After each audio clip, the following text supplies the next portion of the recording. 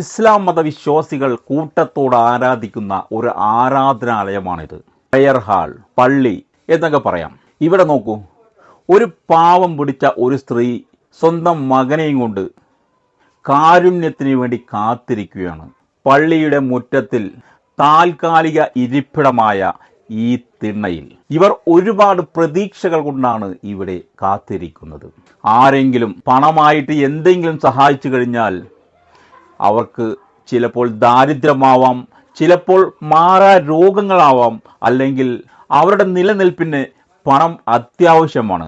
അത് പ്രതീക്ഷിച്ചു കൊണ്ട് മാത്രമാണ് അവർ ഈ തിണ്ണയിൽ കാരുണ്യമുള്ളവരെ കാത്തിരിക്കുന്നത്.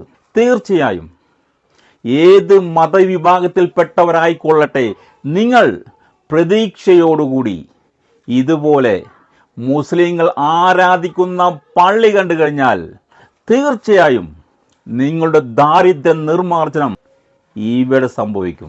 ഒരു സംശയവും. ഇന്ത്യയിൽ ലക്ഷക്കണക്കിന് ഇതുപോലെയുള്ള ആരാധനാലയങ്ങളുണ്ട്.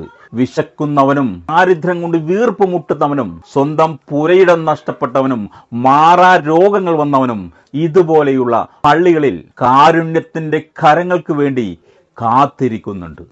ജാതിഭേദമന്യേ ഇവിടെ മുസ്ലിങ്ങൾക്ക് മാത്രമാണ് പ്രവേശനമെന്ന് ഏത് പള്ളിയും പറയാറില്ല. അതുകൊണ്ട് കാരുണ്യത്തിന് കാത്തിരിക്കുന്ന ഹതഭാഗ്യരായ മനുഷ്യരെ, നിങ്ങൾക്ക് ദരിദ്രമാണോ നിങ്ങളുടെ ബുദ്ധിമുട്ട്, അല്ലെങ്കിൽ മാറാ രോഗമാണോ നിങ്ങളുടെ ബുദ്ധിമുട്ട്, അല്ലെങ്കിൽ നിങ്ങളുടെ പാർപ്പിടമാണോ നിങ്ങൾക്ക് ബുദ്ധിമുട്ട്, തീർച്ചയായും ഇതുപോലെയുള്ള പള്ളികൾ നിങ്ങൾക്ക് ഏറ്റവും വലിയ സഹായമാണ്. ഇതുപോലെയുള്ള പള്ളികളെയാണ് ഇസ്ലാം വിരോധികളായ ആൾക്കാർ തകർത്തു കളയുന്നത്. അവരെ സപ്പോർട്ട് ചെയ്യുന്ന പാവപ്പെട്ട ദരിദ്രരായ ജനങ്ങളുണ്ടോ? തീർച്ചയായും നിങ്ങൾ അവരുടെ കൂടെ നിൽക്കുന്നത് മൂലം നിങ്ങൾക്ക് നഷ്ടപ്പെടുന്നത് ജീവിതത്തിന്റെ അവസാനത്തിൽ നിങ്ങൾ നേരിടുന്ന ഒരു അത്താണിയാണ് ഇതുപോലെയുള്ള പള്ളികൾ.